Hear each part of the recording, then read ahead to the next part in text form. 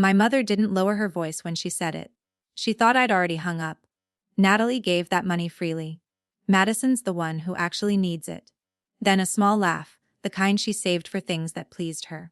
Natalie will be fine. She always lands on her feet. That's why we don't worry about her. The line went quiet. I sat in my car in the parking garage of the hospital where I'd just finished a 12-hour shift, the engine off, my phone glowing against my cheek, and I realized she'd never hung up at all. She simply forgot I could still hear her. For 11 years I had sent money home. 11 years of double shifts, of skipped vacations, of telling myself that next year I'd finally rest. The family trust my father started before he died was supposed to hold all of it, safe, shared, ours. I had poured nearly everything I had into it because my mother told me that was what good daughters did. And in one careless sentence, I learned what they truly thought of me. Not a daughter, a resource. The one you don't worry about because she keeps giving without ever being asked twice. My name is Natalie Brooks, and I'm 41 years old. I live in Columbus, Ohio, in a small apartment with secondhand furniture and a window that looks out over a parking lot. I've spent most of my life being the dependable one, the daughter who shows up, the sister who pays, the woman everyone calls when something breaks, and no one calls when something good happens. That night in the garage, I didn't cry the way you'd expect. I just sat there, very still, while the truth settled into me like cold water finding every empty space. Before I take you any further into this, I want to stop for a moment, because this isn't only my story. Tell me, where are you listening from today? Are you in the United States, Canada, the United Kingdom, South Africa, the Philippines, or somewhere I've never been but would love to imagine? And tell me honestly, how are you really? Have you ever been the person everyone needed, but no one truly loved? Have you ever been treated like the useful one instead of the cherished one? If you have, write your country and your story in the comments. I read them, and I genuinely try to reply to as many as I can. And if this story makes you feel seen, even a little, subscribe and stay with me, because what happened next changed everything I believed about the people who raised me. I want to be fair, because I've had years to think about this. My mother, Deborah, was not a monster in the way movies make monsters. She baked for church fundraisers. She remembered everyone's birthday. She had a way of making strangers feel like family within 5 minutes of meeting them. People adored her.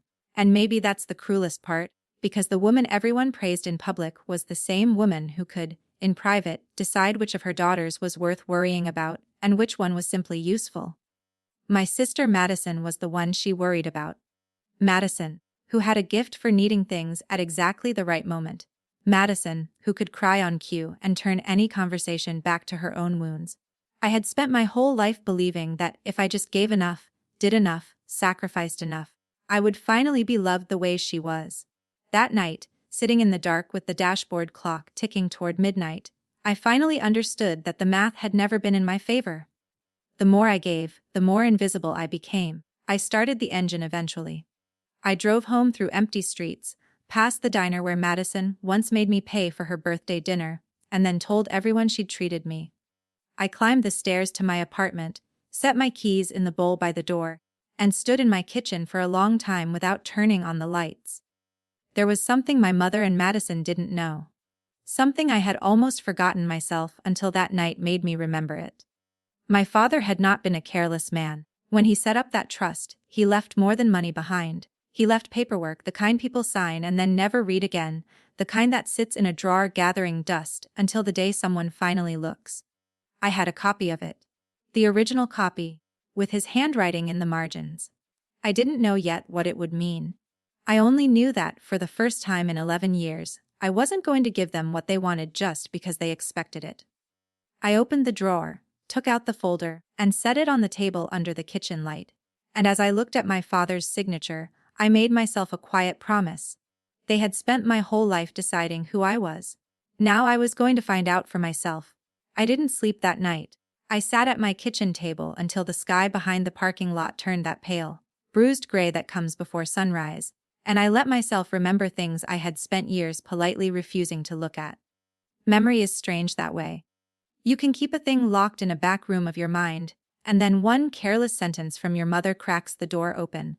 And suddenly the whole room is lit, and you can see every piece of furniture exactly where it always was. Before I take you back there with me, I want to pause again, because I think some of you already know this feeling. Where are you listening from right now? Are you in the United States, Canada, the United Kingdom, Australia, South Africa, the Philippines, India, somewhere warm, somewhere cold, somewhere I'll never see but would love to picture? And tell me, gently, honestly, have you ever sat alone in the dark replaying a moment when you finally understood your place in your own family? Have you ever been the child who was thanked instead of loved? If you have, write your country and a little of your story below. I read every comment I can, and I answer more of them than you'd think. And if any part of this feels like your life too, stay with me, because I promise it doesn't end where it begins. Now let me take you back. There were always two daughters in our house, and we were raised on two different sets of rules. Madison was younger than me by 3 years, and from the time she could talk, she had a way of making the whole room rearrange itself around her. If she cried, my mother dropped everything. If I cried, I was told to stop being dramatic and help with dinner. I'm not saying that to sound bitter. I'm saying it because it's the truth, and because I spent decades pretending it wasn't. I remember being 9 years old, standing on a kitchen chair to reach the sink, because I was the one who washed the dishes after supper.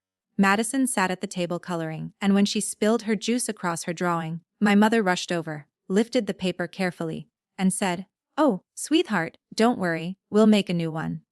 Then she turned to me and said, "Natalie, get a towel." 2 daughters. One was something to protect, the other was something to put to work. I dried the floor while Madison started a fresh drawing, and I told myself that was just how things were. My father saw it. I know he did, because every so often he'd catch my eye across the room and give me a small, tired smile, the kind that says I know, and I'm sorry, and I don't know how to fix it. He wasn't a man who fought my mother. He kept the peace by staying quiet, and I learned the same habit from him without realizing I was learning it. We were the quiet ones. Madison and my mother were the loud ones, the ones whose feelings filled the house. Ours stayed folded up small, tucked away where they wouldn't bother anyone. There's a particular memory I've never been able to put down. I was 12, and I'd made the honor roll. I came home holding the certificate like it was made of glass, so proud I could barely breathe. My mother was on the phone in the kitchen. I waited. I waited until my arm got tired holding the paper up. When she finally hung up, she said, "Madison has a recital Saturday, so we'll need you to stay home and let the plumber in." That was it. I put the certificate in a drawer, and I don't think anyone ever saw it. I learned that day that good news from me wasn't worth interrupting a phone call. You'd think a child would grow angry. I didn't, not then. Instead, I did something far more dangerous. I decided that the reason they didn't celebrate me was because I hadn't done enough yet. If I worked harder, helped more, asked for less, then one day the love would come. I built my whole life on that belief. It is a quiet, patient kind of poison, the kind that doesn't kill you all at once. It just teaches you to disappear a little more every year. By the time I was grown, the pattern was so deep it felt like my own personality. I was the one who drove 4 hours when the car broke down. I was the one who covered the property tax the year money was tight. I was the one who sat with my father in the hospital when he got sick, holding his hand through the long nights while Madison breezed in for 20 minutes with flowers and left before the hard part started. And I never once thought to ask why it was always me. Useful daughters don't ask questions like that. They just say yes, and yes, and yes again, until one night their mother forgets to hang up the phone. I'm telling you all of this so you understand who I was before any of it happened. Not a fighter. Not someone plotting revenge. Just a tired woman who genuinely believed that if she loved her family enough, they would eventually love her back. That belief was about to be tested in a way I never saw coming. Because the trust my father left behind was about to become the center of everything, and the small, dusty document in my kitchen drawer was about to matter more than I could possibly have imagined. People who haven't lived it always ask the same question. Why did you keep giving? If they treated you like that, why didn't you just stop, walk away, save your money, save yourself? I understand the question. I've asked it of myself more times than I can count, usually at 3 in the morning when the apartment is quiet and there's no one to perform for. The honest answer is this. When you've been taught from childhood that your worth is measured by what you provide, Walking away doesn't feel like freedom. It feels like proving them right. It feels like becoming the selfish one they always quietly suspected you of being. So I gave. After my father passed, I gave more than ever, because grief does strange things, and because my mother knew exactly which words to use. Your father would have wanted you to take care of us, she'd say, and that sentence could open my wallet faster than any threat ever could. I was a home health aide back then, which meant I spent my days lifting other people's parents in and out of bed, bathing strangers with more tenderness than my own family ever showed me, and earning a wage that barely stretched to the end of the month. And still, somehow, money went home. I covered the roof when it leaked. $8,000 I didn't have, put on a credit card I spent 2 years paying down. My mother thanked me by telling the neighbors that Madison had helped arrange it. I paid the property tax the winter the furnace also died, because the alternative was watching my mother shiver, and I couldn't do that no matter how invisible I felt.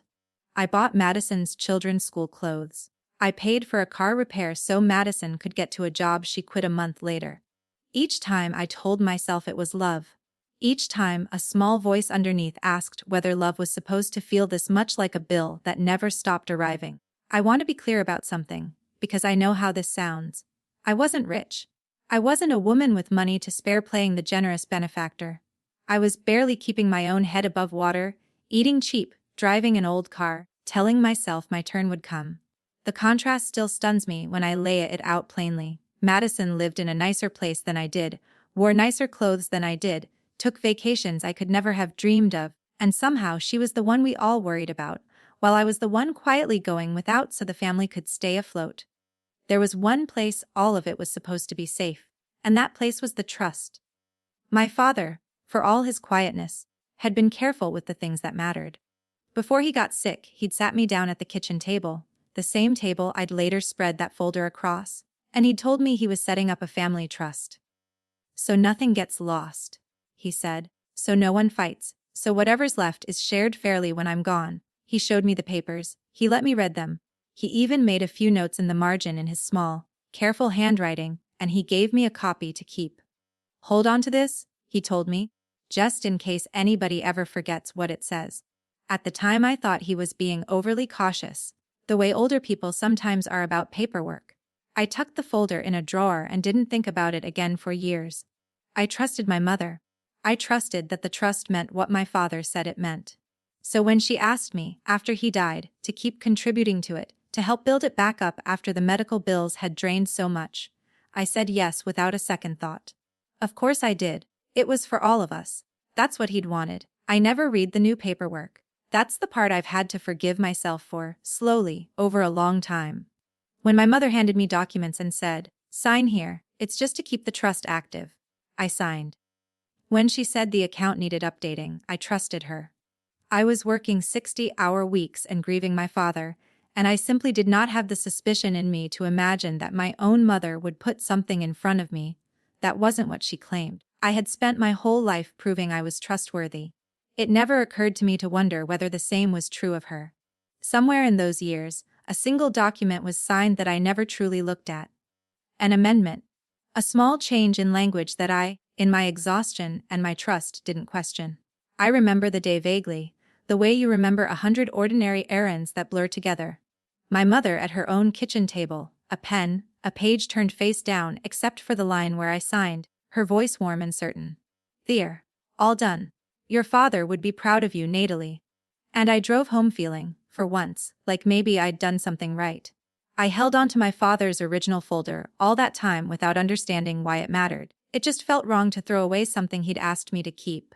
So it stayed in the drawer, gathering dust, while the years went by and I kept giving, and the family kept taking, and everyone agreed, in that easy unspoken way families do, that Natalie would be fine. Natalie always managed. Natalie didn't need worrying about.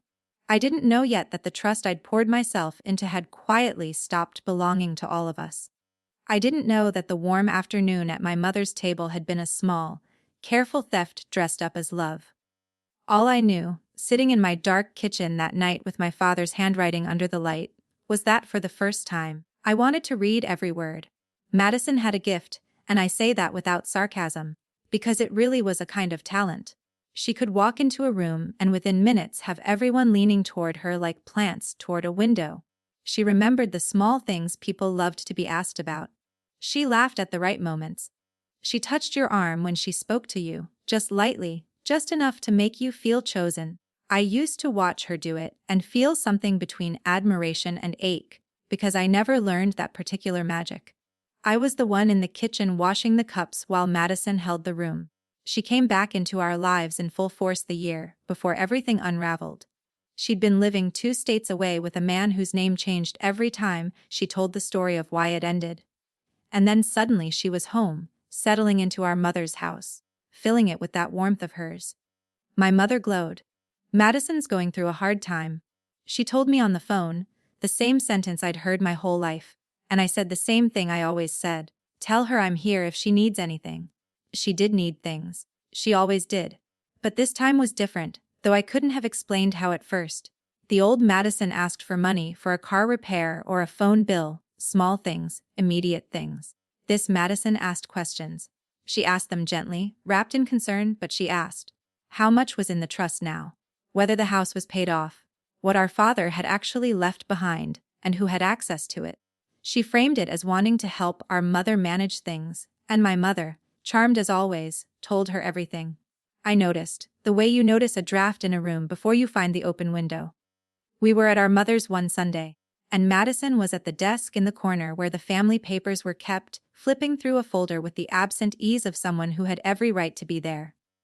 Just helping Mom organize, she said when she caught me looking, and she smiled that smile, warm and untroubled, and I smiled back and said nothing. That was always my mistake. I noticed, and then I said nothing. She was kind to me that year, kinder than she'd been in a long time, and I'm ashamed of how much that meant to me. She'd call just to talk. She told me I'd always been the strong one, the one she looked up to, and I drank it in like someone who'd been thirsty for years without admitting it. Looking back, I can see what it was. You don't study the finances of a family without also studying the person holding the purse. She was learning me. She was learning exactly which words made me reach for my wallet, and exactly which ones made me lower my guard. The compliments weren't love, they were reconnaissance. There's a moment I've turned over in my mind 100 times. We were in my mother's kitchen, and Madison was making tea, and she said, so casually it barely registered, you know, it's silly that you and Mom both have to sign for things on the trust. With Dad gone, it just slows everything down. We should simplify it. I remember the kettle ticking as it heated. I remember thinking it sounded reasonable, the way poison can taste like something sweet.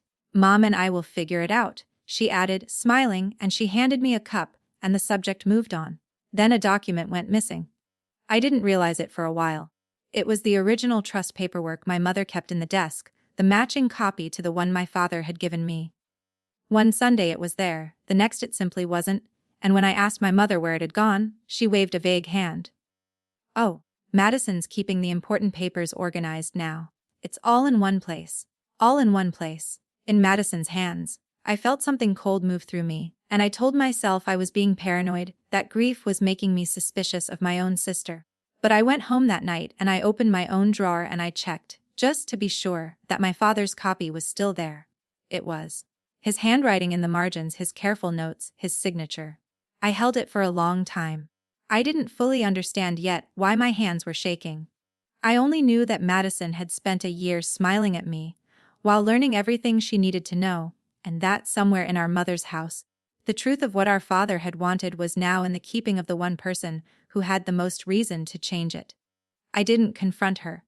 I didn't even let myself believe the worst, not yet. I was still the woman who needed to see proof before she'd accuse her own family of anything. But I started paying attention in a new way. I started keeping my own records, quietly, the way you tighten your grip on something precious when you sense a thief in the house. By the time I finally understood what had been done, it would already be signed, already be filed, already be real. I just didn't know it yet. I only knew that my sister's smile had stopped feeling like warmth and started feeling like the calm of someone who had already won. The day I learned the truth started like any other. I'd taken a rare afternoon off, and I drove to my mother's house to drop off groceries, the way I'd done 1,000 times. The original trust folder was still on my mind, the way a loose tooth stays on your mind, and I'd decided, finally, that I would simply ask to see the current paperwork. Not accuse, not demand. Just ask. I was still telling myself there'd be an innocent explanation, that I'd feel foolish afterward for having worried at all. My mother wasn't expecting me to ask. I could see it in the way her face changed when I set the bags on the counter and said, as lightly as I could manage, "Mom, could I see the trust documents? I'd just like to have a copy of where things stand." A small silence opened up. She busied herself with the groceries, not meeting my eyes, and finally she said, "You'd have to ask Madison. She handles all that now." And something in the careful flatness of her voice told me more than any document ever could. I called Madison from my car. She didn't dodge. That's the thing I still can't get over, even now. She didn't even bother to lie. "Oh, that," she said, and I could hear her settling into a chair, comfortable, unhurried. "Mum, and I updated the trust last year. It made more sense for everything to come to me since I'm the one here taking care of her. You're so independent, Nat. You don't need it the way I do." She said it like she was explaining something obvious to a child. "You don't need it." As though 11 years of my money had simply evaporated. As though the roof and the taxes and the school clothes and the car repairs had never existed at all. I sat in the driveway with the phone against my ear, and I felt the ground tilt. "Madison," I said, and my voice came out steadier than I felt. "I put almost everything I had into that trust. Dad set it up to be shared. You can't just change whose name is on it." And she laughed, not cruelly, which was somehow worse, a soft little laugh of genuine amusement. "Nat, you signed the amendment yourself, last spring. At Mom's table. Don't you remember? The warm afternoon, the page turned face down. Your father would be proud of you." The pen in my hand. I had signed away my own father's wishes, and they had let me thank them for the privilege. I drove back to the house. I don't remember the drive. I remember standing in my mother's living room with both of them there, Madison having come over fast. The way she always moved fast when there was something to defend, and I remember asking, plainly, "Did you trick me into signing that?" And the room turned on me with a speed that took my breath away. My mother's face hardened into something I'd never let myself see before. "Trick you? We took you in. We made you part of this family. And this is the thanks. You always have to make yourself the victim." That word. Victim. As if naming the wound were the crime, and not the wounding. I looked from my mother to Madison, and I understood that they had rehearsed this, maybe not in words, but in spirit, the way people who have done something wrong together stand shoulder to shoulder when they're finally caught. "You should be grateful," my mother said, "that your father included you at all. He included me. His own daughter." And in that single sentence, decades of small cruelties suddenly arranged themselves into a pattern I could no longer pretend not to see.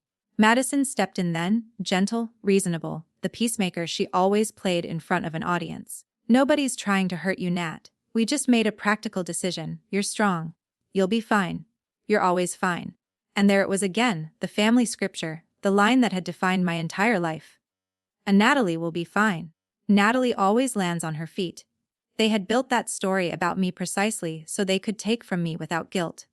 Because a person who's always fine never needs anything. And a person who never needs anything can be emptied out forever. I waited for them to soften. Some childish part of me, the 12-year-old still holding her honor roll certificate, waited for one of them to look at me and say they were sorry, that they'd gotten carried away, that of course I mattered. It didn't come. My mother turned back to her groceries. Madison checked her phone. The conversation was, as far as they were concerned, over. I had been informed of my place, and my place was outside. I drove home in the dark for the second time in a month, and this time something inside me had gone very quiet. Not the quiet of a beaten woman. A different kind. The quiet of a woman who has finally stopped waiting to be loved by people who only ever wanted to be served. I thought about my father's folder in my drawer, his handwriting, the copy Madison didn't know I had. I thought about the words amendment, and how a signature obtained through deception might not be as ironclad as my sister believed. I didn't have a plan yet. I had something better. I had clarity. And I made myself one promise as I climbed the stairs to my apartment. I would never again beg for a seat at a table where I'd only ever been the one serving the meal. There's a particular kind of silence that comes after you stop hoping. People expect grief to be loud, full of slammed doors and broken dishes. But the deepest grief I ever felt made almost no sound at all. For about a week after that afternoon in my mother's living room, I moved through my shifts at work like someone underwater. I bathed my patients, I changed their dressings, I held the hand of an old man whose own children never visited, and I thought, with a clarity that frightened me, that I had spent my whole life trying to earn something that was never going to be given to me freely. And then, slowly, the silence changed character. It stopped being the silence of defeat and became the silence of decision. I remember the exact moment. I was sitting on my bathroom floor at 2 in the morning, too tired to cry and too awake to sleep, and I asked myself a question I'd never dared ask before. Not why don't they love me, the question that had run my whole life into the ground. A new one. What do I actually want for myself if their approval is never coming? The question felt dangerous, almost forbidden. I'd never been allowed to want things just for me.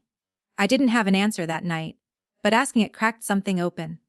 I started to see, for the first time, how completely I had organized my existence around other people's needs. I had no savings because it had all gone home. I had no real career, just a job that wore out my back and barely paid my rent, because I'd never had the time or energy to imagine more. I had let myself become small so that they could stay comfortable, and the worst part was that I'd called it love. It was time I decided to stop calling it that. I want to be careful here, because I know how these stories are supposed to go. You expect me to say that I marched straight to a lawyer the next morning, fire in my eyes, ready for war.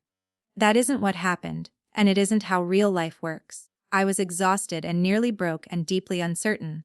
What I felt wasn't a thirst for revenge. It was something quieter and more stubborn. I simply decided that I would stop begging. I would stop reacting to every summons, every guilt trip, every "your father would have wanted." I would go quiet, and in that quiet, I would build a life that belonged to no one but me. The first thing I did was stop sending money. Not with an announcement, not with a dramatic speech. I just stopped, and the silence from my family told me everything I needed to know, because the calls didn't come asking how I was. They came asking where the money was. My mother left a voicemail, her voice tight with disappointment, saying she didn't understand why I'd become so cold. Madison sent a text that read, "Wow. After everything Mom's done for you, I hope you can live with yourself." I read it twice, sitting in my car, and then I did something I'd never done before. I didn't reply, and I didn't feel guilty. I saved the message instead. That was the beginning of a habit that would change everything. I started keeping things. Every text, every voicemail, every email. Not because I had a grand plan, but because some instinct in me had finally woken up and started whispering that the truth was worth preserving. I bought a folder, a real one, and beside my father's old papers I began to build a record of my own. Bank statements showing the years of transfers home. The credit card history from the roof and the furnace. Dates, amounts. The quiet evidence of a daughter who had given and given and given. I didn't know yet what it was all for. I only knew I was done letting them rewrite my story while I stayed silent. And then one evening, flipping through a community college catalog I'd picked up almost by accident, I saw a line that stopped me cold. A program in financial planning, a path to a license, a real profession, a way to understand the very world of trusts and accounts and signatures that had been used against me. I sat with that catalog for a long time. I was 41. I was tired. Every practical voice in my head told me I was too old, too poor, too far behind to start over. But underneath those voices was the new one, the one that had asked what I wanted, and it said, very simply, this. I didn't tell anyone. There was no one to tell, and that was its own kind of clarity. I filled out the enrollment forms at my kitchen table, under the same light where my father's folder still sat, and I felt my hands steady as I wrote. For the first time in longer than I could remember, I was spending money on myself, investing in a future that no one else could touch. It felt almost sinful, and then it felt like breathing.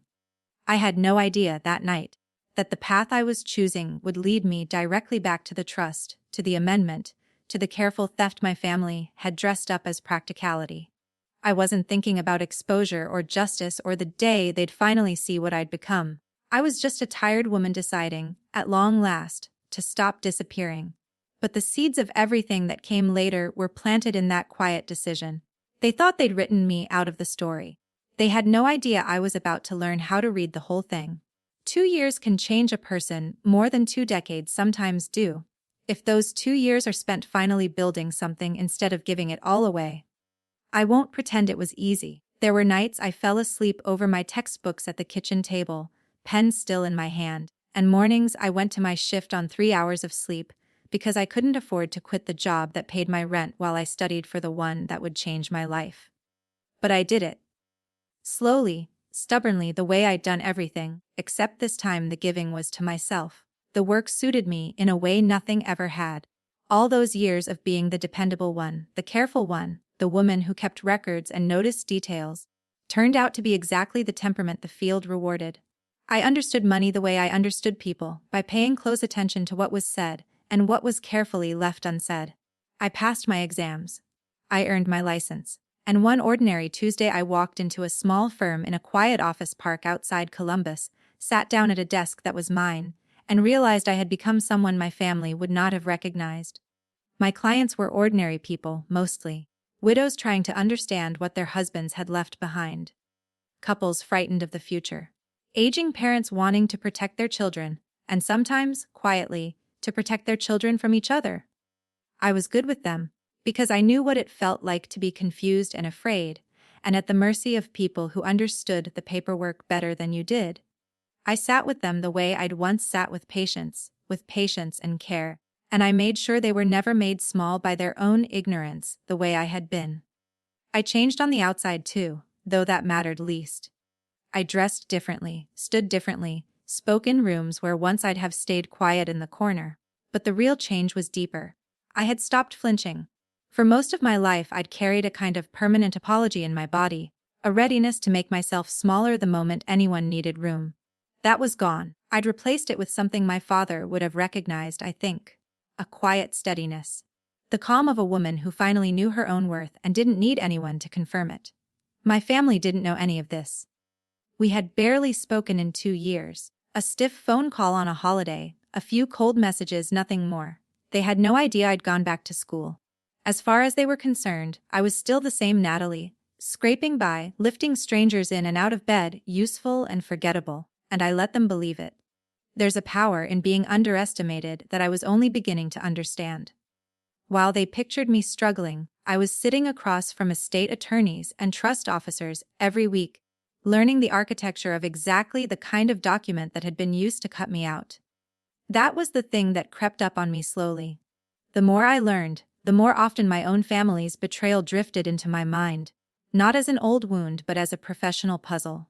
I'd be reviewing a client's trust amendment, checking that it had been properly executed, and I'd feel a small cold prickle at the back of my neck, because every state has rules about how these documents must be signed, rules about witnesses, rules about the mental and physical condition of the person signing, rules designed precisely to stop one family member from quietly rewriting things to their own advantage. I started thinking, really thinking, about the day I'd signed that amendment at my mother's table. The page turned face down. No one else in the room that I could recall. My mother's signature, supposedly, somewhere on a document she'd been pressuring me to sign. And then a memory surfaced that I'd buried under everything else, because at the time it had simply been one more sad fact of that hard season. The spring I'd signed, my mother had been in and out of the hospital. Her health had been failing. Her mind some days had not been clear. I sat very still at my desk the afternoon that thought fully arrived. If the amendment naming Madison had been signed by my mother during that period, if it lacked the witnesses the law required, if my own signature had been obtained through deception while a page was hidden from me, then the document my sister was so confident in might not be worth the paper it was printed on. 2 years earlier, I'd been a tired woman who signed whatever was put in front of her.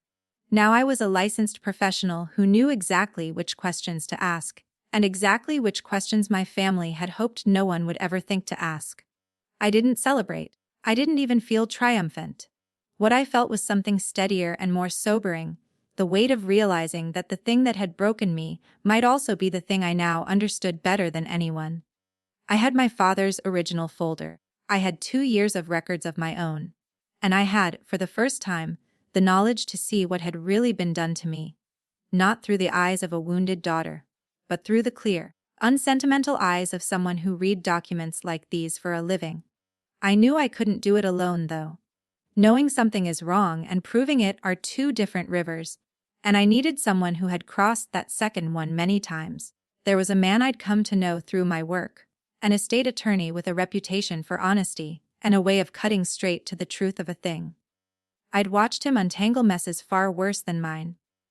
As I packed up my desk that evening, I knew exactly whose office I'd be walking into next. And for the first time since that night in the parking garage, I wasn't afraid. James Sullivan kept an office that looked like the inside of a well-read book. Shelves to the ceiling, papers in neat stacks that somehow never seemed disorganized, a window that let in the gray Ohio light over a desk worn smooth by 30 years of other people's worst days. I'd referred clients to him before, and I'd sat across from him in meetings often enough to know his manner, which was unhurried and kind, but completely without illusion. He'd seen every way a family could turn on itself over money, and nothing surprised him anymore. That was exactly why I trusted him. I almost didn't tell him it was my own story. I'd built the appointment in my mind as a professional consultation, one colleague asking another a hypothetical question. But James had a way of looking at you over his glasses that made pretense feel pointless. And about 2 sentences in, I stopped pretending. I laid my father's folder on his desk, and beside it the records I'd kept for 2 years, and I told him everything: the trust my father built, the years of money, the warm afternoon, the page turned face down, the word amendment, my mother's failing health that same spring, Madison's smile. He listened without interrupting, which is rarer than you'd think. When I finished, he didn't offer comfort, and I was grateful for that, because comfort would have felt like pity. Instead, he put on his glasses and began, slowly, to read. He read my father's original trust first, his finger moving down the margins, where my father's handwriting still lived. Then he read the amendment, the one I'd managed to obtain a copy of through a formal request, once I'd understood my rights. The office was quiet except for the turn of pages and the soft tick of a clock somewhere behind me. "Tell me again about the day your mother signed this," he said finally, not looking up. So I told him. The hospital admissions that spring. The medications, the days her mind wandered when she'd call me by my aunt's name or forget what year it was. He made a small note. Then he asked about the signing of my own portion, and I described it exactly. The page was face down, I said. I signed a line. No one explained what it changed. There was no one else in the room but my mother and me. He set down his pen and looked at me, and for the first time something flickered behind his calm. Not surprise, recognition. "There are 2 problems here," he said, "and either one alone would be serious." He tapped the amendment. "In this state, an amendment to a trust like your father's has formal execution requirements. Among them, witnessing. This document shows a notary block, but the dates are inconsistent with where your mother was that week. If she signed this while admitted, the witnessing may not have happened the way the document claims it did. That's not a small thing, that goes to whether the amendment was ever validly executed at all." I held very still. He went on. "The second problem is capacity. To amend a trust, the person amending it has to understand what they're doing and the effect of it. If your mother's physician records from that spring show periods of confusion, and if this was signed during one of them, then her capacity to make this change can be challenged directly." He looked at me again.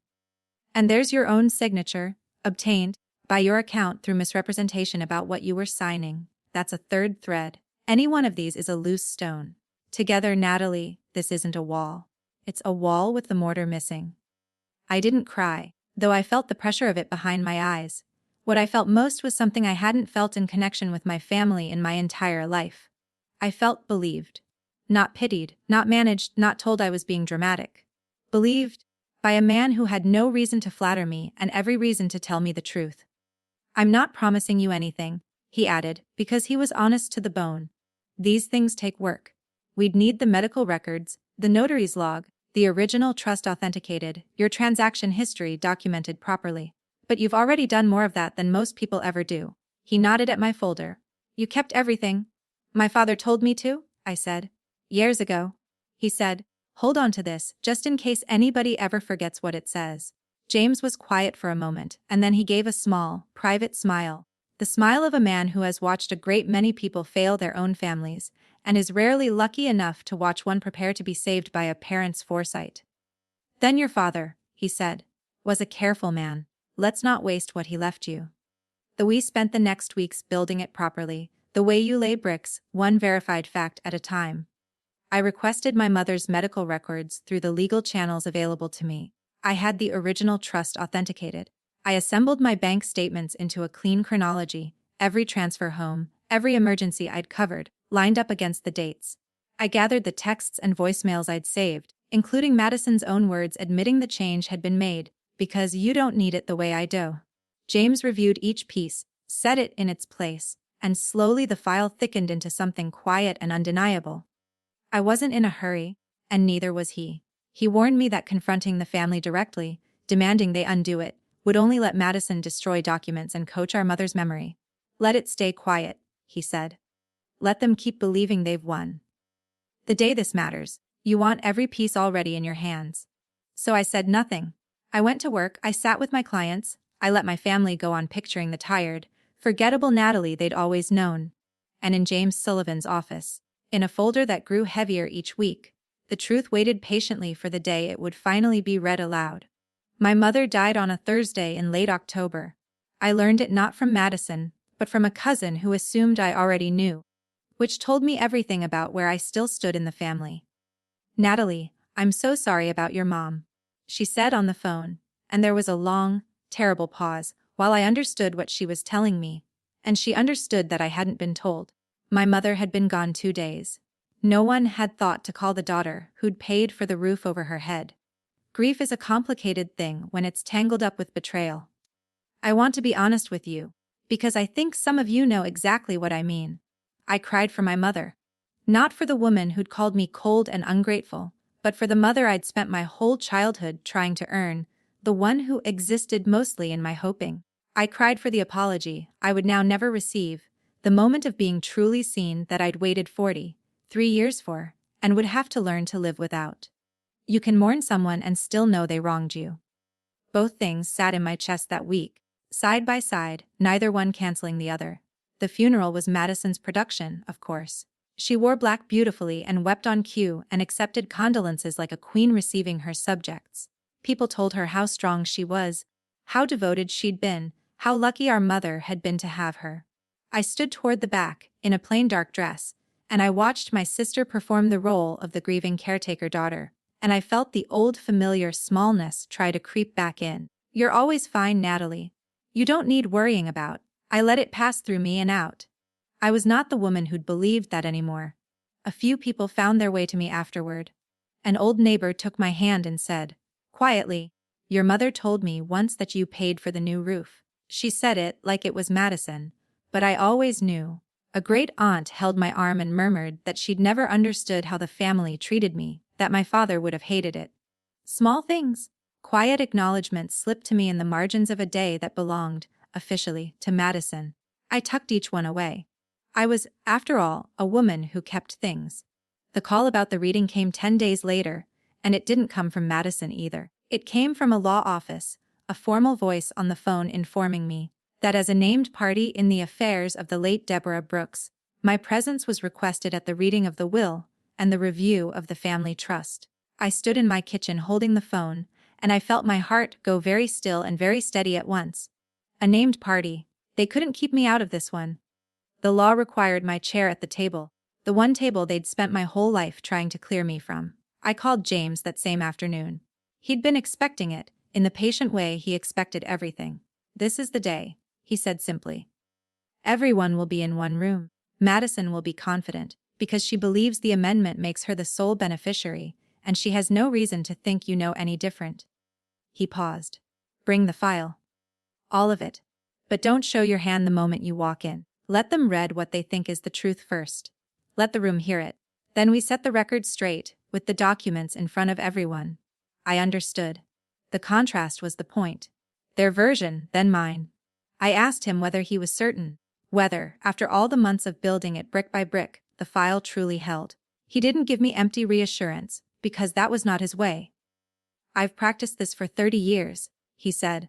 I've seen amendments survive challenges, and I've seen them collapse. Yours has 3 separate fractures running through it. And you have the original trust your father authenticated, your mother's medical records from the week she supposedly signed, and the notary's own log contradicting the dates. I am as certain as an honest man is allowed to be. Then, gentler, your father gave you the foundation, Natalie. We just finished building the house. I barely slept the night before. Not from fear.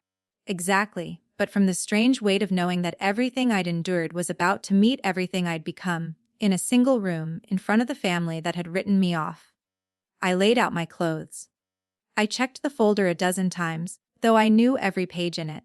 And in the dark, I let myself remember my father's small, tired smile across all those rooms of my childhood, the one that always said, "I know, and I'm sorry, and I don't know how to fix it," I thought. "Vey, you did fix it, Dad. You just did it slowly. You told me to hold on to the papers." The morning of the reading was cold and bright. I dressed carefully, the way I dressed for clients now, like a woman who belonged in serious rooms. I drove to the law office through streets gone gold with late autumn, and I parked. And I sat for one quiet moment with my hands on the wheel, gathering myself. Then I picked up the folder my father had started and I had finished, and I walked in. Madison was already there, radiant in her grief, certain of her inheritance, certain of me. She gave me a small, pitying smile as I took my seat, the smile of someone who had already won. She had no idea what I was carrying. She had no idea who I'd become. The conference room was large and bright, a long polished table down its center, and the family had arranged itself the way it always had. Madison sat near the head, close to the estate attorney handling our mother's affairs, a poised and pleasant woman named Ms. Reyes. Aunts and cousins filled the chairs along the sides. I took a seat toward the foot of the table, my folder closed in front of me, and beside me sat James Sullivan, quiet and unremarkable in a gray suit, introduced simply as my advisor. No one paid him much attention. No one paid me much attention either, which was exactly how I wanted it.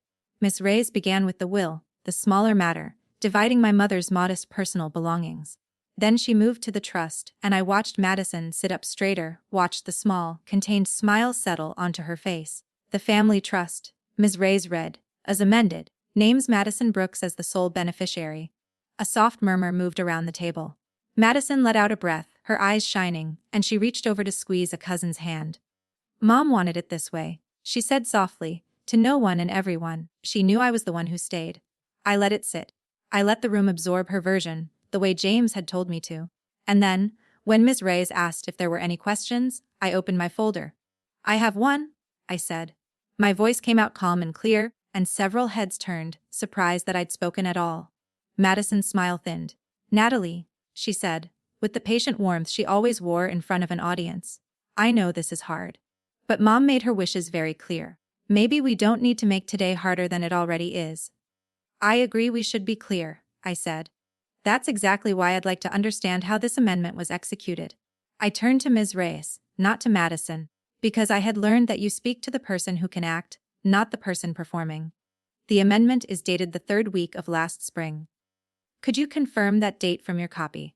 Ms. Reyes checked and confirmed it. I nodded slowly. "That's interesting," I said, "because my mother was admitted to Riverside that entire week." I slid a document down the table. "These are her hospital records, authenticated." She was impatient on the date this amendment claims. She signed it in a notary's office across town. The room changed temperature. Madison's hand went still. "She must have signed it another day," she said quickly. "The date's just a mistake." "Then the notarization is invalid," James said, speaking for the first time, his voice mild as milk. "A notary attests that the signer appeared before them on the date stated. If she was hospitalized that day, she did not appear, and the notarization fails. And without valid notarization, this amendment was never properly executed under state law." Every face turned toward him, then toward me, the quiet woman they'd never bothered to wonder about. "And there's the matter of capacity," I went on, sliding a second set of pages forward. "Her physician's notes from that admission. They document confusion, disorientation, periods where she didn't know the year." I kept my voice gentle, because these were still my mother's records, my mother's last frightened weeks, and I would not turn them into a weapon any more cruelly than I had to. A person amending a trust has to understand what she's doing. These records raise a serious question about whether she could have. Madison's face had gone the color of ash. "You're using Mom's illness against her," she hissed. "That's disgusting." "No," I said, and for the first time I let her hear something harder underneath the calm. "I'm using the truth, the way you used her signature." I opened to the last section of my folder. "Because there's one more thing. My own signature appears on this amendment too." I was told I was signing a document to keep the trust active. The page was turned face down. No one explained that I was signing away my father's wishes. I looked at her directly, and I did not look away. You told me yourself, Madison. On the phone. You said you'd had it changed because and I'm quoting you, don't need it the way you do. I set the printed text message on the table, her words in plain black and white. The silence in that room was a physical thing. I have lived a lot of life in silence, the silence of a child not celebrated, the silence of a woman not called when her mother died. But this silence was different. This was the silence of a room realizing it had been wrong about someone. The aunts who'd called me bitter stared at the documents. The cousins who'd squeezed Madison's hand drew back. And Madison, my radiant, untouchable sister, sat with her mouth slightly open, the performance finally, completely failing her, because there was no version of her face that could explain away her own words. Miss Reyes gathered the pages I'd presented, her expression turned careful and grave. These are serious matters, she said. If the medical records and the notary's log are as represented, this amendment cannot stand as a valid instrument. The trust would revert to its original terms. She looked at me with new respect. Mr. Sullivan, I assume you have certified copies. We have everything, James said. Authenticated, dated, and ready. He'd said it to me weeks ago in his office, and now he said it to the room, and it landed like a door closing. Madison stood up too fast, her chair scraping loud against the floor in the quiet. This is insane, she said, her voice cracking, all the warmth gone now, replaced by something raw and panicked. She's twisting everything. She abandoned this family. She stopped helping Mom. And now she crawls back the second there's money on the table. But the room didn't move with her this time. No one nodded. No one reached for her hand. They were looking at the woman standing and shouting, and then at the woman sitting quietly with a folder her father had told her to keep, and for the first time in my entire life, the contrast fell in my favor. I didn't raise my voice. I didn't have to. The consequences had already begun, and everyone in that room could feel them coming. The thing about the truth, once it's spoken in a room full of witnesses, is that it cannot be unspoken. You can shout over it, you can deny it, you can call the person who told it bitter and vengeful, but the documents stay on the table, and the people who saw them carry what they saw out into the rest of their lives. By the time I walked out of that conference room, the story my family had told about me for 40 years had quietly collapsed, and there was nothing Madison could do to rebuild it. In the weeks that followed, the legal machinery moved with the slow, certain weight that James had promised. Because the amendment had never been validly executed, the trust reverted to its original terms, the ones my father had written in his own careful hand, shared, fair, the way he'd meant it before anyone got greedy. Ms. Reyes, to her credit, did not fight it. An honest professional looking at a notary log that contradicted a hospital admission does not waste a family's money defending the indefensible. The amendment was set aside. The original trust stood. There was the matter of the money, too, the funds that had already been moved or spent under the false belief that Madison was the sole beneficiary. James explained it to me plainly. Money taken from a trust under an invalid instrument has to be accounted for and returned, and where it can't be returned, it becomes a debt. Madison was facing a choice she'd never imagined she'd face. Repay what she had drawn, or have the matter pressed formally, with all the records, in front of a judge who would not be charmed by her tears the way our mother always had been. She had spent her life believing the rules bent for her. She was learning, late and hard, that documents don't care how well you cry. I won't pretend I felt nothing watching it happen. I'd be lying if I told you there wasn't a part of me, the 12-year-old with the honor roll certificate, who felt a fierce, quiet vindication. But it wasn't the triumph I might have expected. Mostly what I felt was tired and sad and strangely free. Because the same proof that undid Madison also ended the story that had imprisoned me my whole life. Our Natalie's always fine. Natalie doesn't need worrying about. That story died on the conference table, and with it died my need to keep proving it false. The family, of course, rearranged itself with breathtaking speed. The aunts who'd called me jealous began calling me to apologize, their voices warm again, as if warmth had ever been the problem. The cousins who'd drawn back from Madison now drew toward me. One sent a long message about how she'd always sensed something was wrong, how she'd never really believed I'd abandoned anyone. I read these messages the way you read the weather, noting which way the wind had turned, understanding that the same people praising me now would have buried me without a second thought a month earlier. I was polite. I was distant. I had learned the difference between people who loved me and people who simply followed the money, and I would not confuse the two again. Madison came to me herself, eventually. Not at first, not while she still thought she could win, but later, when the reality had settled in. She showed up at my apartment, the one she'd never once visited in all the years I'd lived there, and she stood in my doorway looking smaller than I'd ever seen her. "I don't understand how it came to this," she said, and there were tears, real ones this time, I think. "We're sisters, Nat. Doesn't that mean anything to you?" And I looked at her for a long moment, this woman who'd studied me for a year only to rob me, who'd let our mother die without calling me, who'd smiled at me across that table certain she'd already won. "It means a great deal to me," I said, and I meant it, because it did. It always did. That was the whole problem. I didn't shout.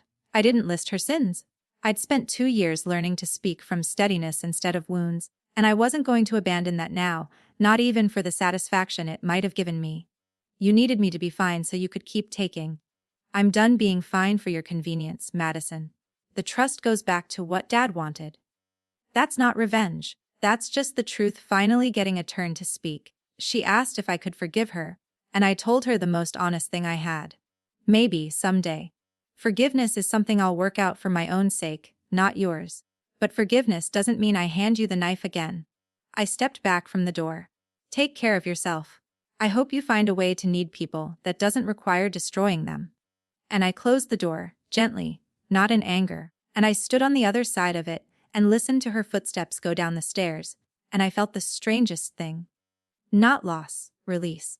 That night I sat at my kitchen table again, under the same light where all of this had begun, where my father's folder had waited in the drawer for the day it would matter. The folder was empty now. Its contents had done their work, and I realized that the woman sitting there was not the one who'd sat in that hospital parking garage 2 years before, listening to her mother forget to hang up the phone. That woman had been waiting her whole life to be loved by people who only wanted to be served. This woman didn't wait for anyone. The betrayal had taken almost everything from me before I understood it. But in the end, it had also given me the one thing my family never would have. It had given me back to myself. People imagine that a story like mine ends at the moment of victory, in that conference room with the documents on the table, and the truth finally spoken. But that isn't where healing lives. Healing lives in all the quiet days afterward, the ordinary mornings when no one is watching, when there's no one left to prove anything to. That's where I had to learn who I was, now that I was no longer the useful daughter, no longer the woman waiting at the edge of a family that only called when something broke. The first thing I noticed was the silence, and how differently it felt now.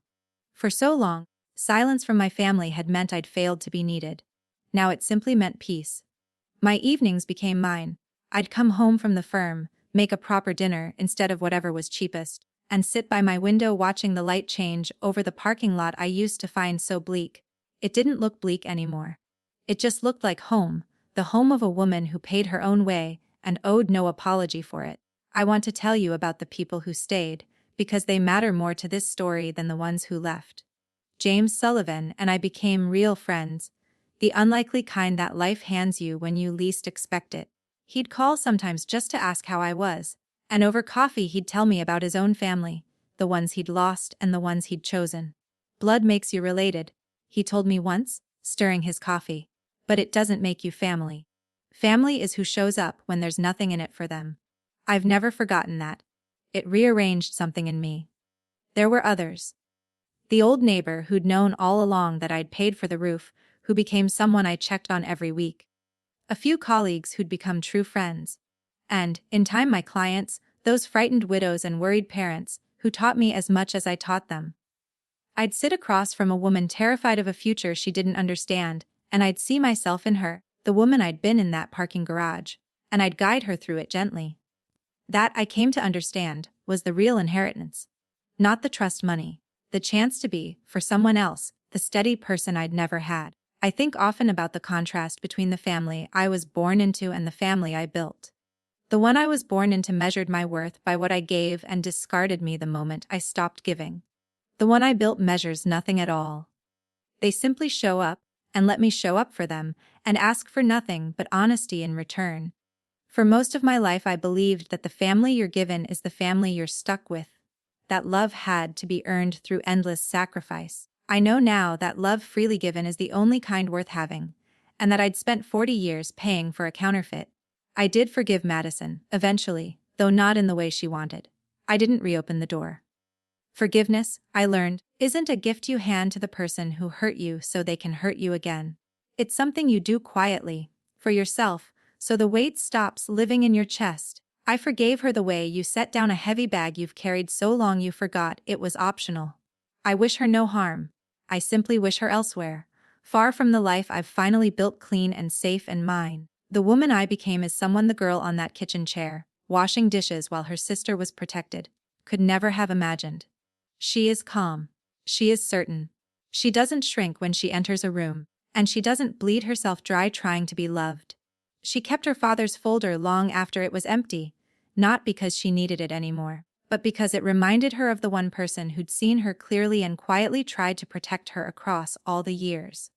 "Hold on to this," he'd said, "just in case anybody ever forgets what it says."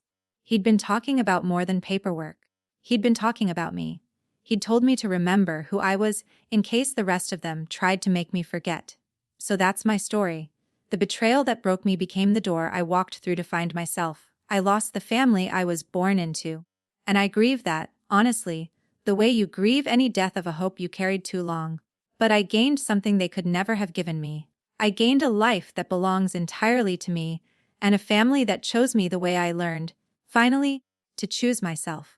Before you go, I want to thank you for staying with me all the way to the end of this. I'd love to know how this story made you feel. Tell me, would you have forgiven her, or would you have walked away the way I did? And tell me again where you're listening from, because I really do read your comments, and the country names, and the stories you share mean more to me than you know. If this story touched something in you, if you've ever been the useful one instead of the loved one, leave a comment and subscribe and stay close, because there are more stories like this one coming, and I'd be honored to have you here when they do.